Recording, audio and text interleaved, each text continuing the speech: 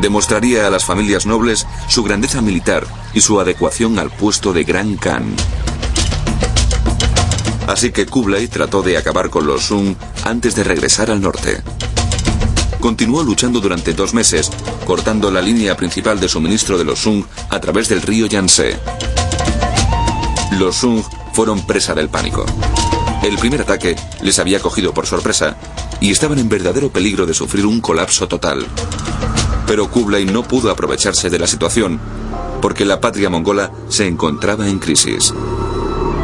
Su mujer le suplicó que regresara al norte para enfrentarse a la posibilidad de una guerra civil, a pesar de la oportunidad que tenía de aplastar a los Sung de una vez por todas. La amenaza en el norte venía del hermano más joven de Kublai, Arik Boke, que se había quedado en la capital, Karakorum. Había 2 rivales, y es importante entender lo que ambos representaban. Porque Arik Bok era un mongol de la vieja escuela, es decir, que quería que el dominio mongol se ejerciera como siempre se había hecho. Quería que los mongoles gobernaran desde la estepa, que era su patria ancestral, que funcionaran como un estado conquistador, lo que implicaba que se dedicaran a invadir y saquear gobernando como extranjeros, simplemente dominando las zonas que conquistaban. Pero Kublai representaba un enfoque muy distinto. Había estado en China varios años y contaba con los recursos de una gran civilización milenaria como respaldo. Era la figura más importante de lo que entonces era aún solo una provincia de China, parte del imperio.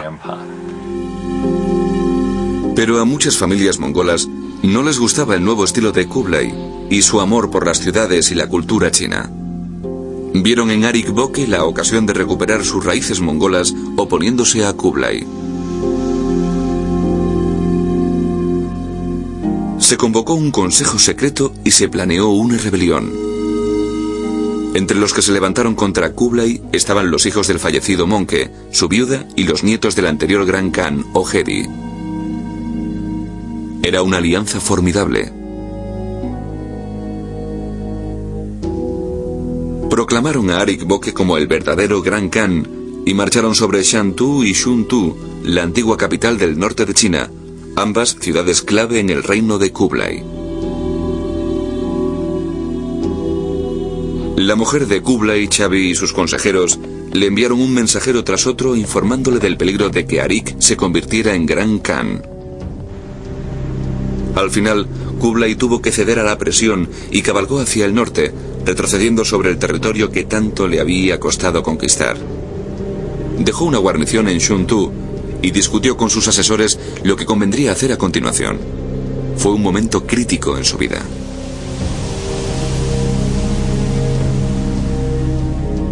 Se celebró un gran consejo en Shuntu en el que habló un príncipe tras otro poniéndose en pie y ofreciendo su apoyo.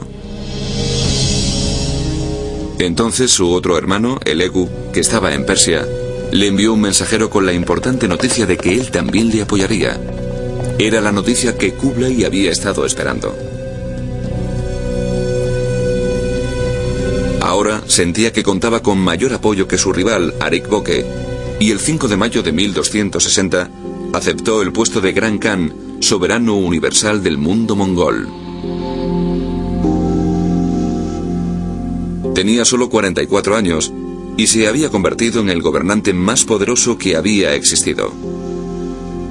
Pero los partidarios de Arik Boke seguían apoyándole como Gran Khan, y Kublai se dio cuenta de que si quería mantenerse en el cargo, tendría que luchar contra su hermano.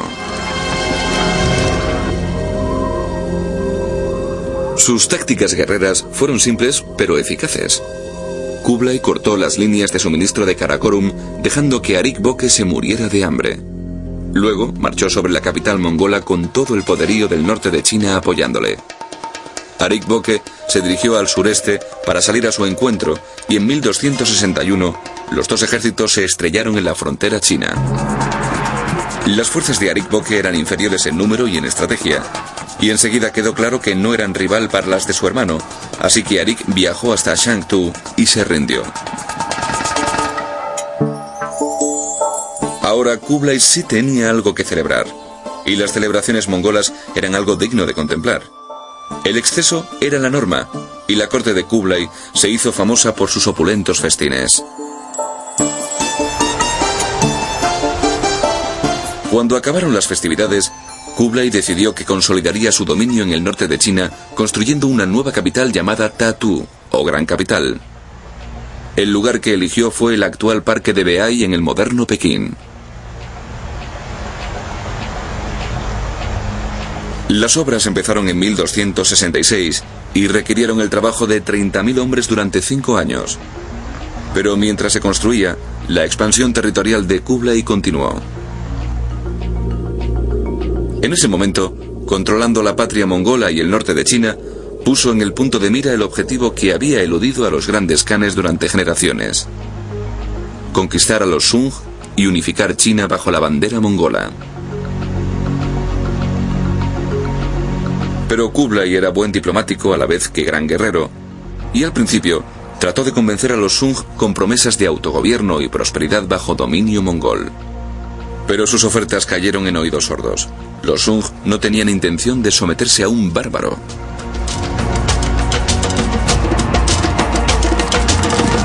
En 1256, las incursiones se transformaron en violentas batallas. Entonces Kublai se dio cuenta de lo difícil que era el reto que se había planteado. Sus ejércitos tuvieron que abrirse paso a través de los bosques del sur, oscuros, húmedos e infestados de enemigos. Fue una gran prueba para la habilidad de Kublai como jefe militar. Como jefe militar, Kublai Khan era atrevido y arriesgado. Estaba intentando llevar a cabo una de las gestas militares más grandiosas de la historia, que era conquistar todo el sur de China, una gigantesca nación de cultura milenaria con 50 millones de habitantes. Para lograrlo, tendría que aplicar una gran variedad de tácticas, muchas de las cuales no resultaban fáciles para alguien como él, que provenía de un pueblo nómada del norte de Asia.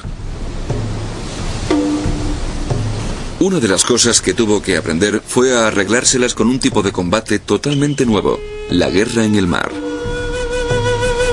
Los mongoles nunca habían sido un pueblo marinero, pero Kublai reconoció que le haría falta una marina para impedir que los Sung abastecieran a su ejército desde el mar del sur de China.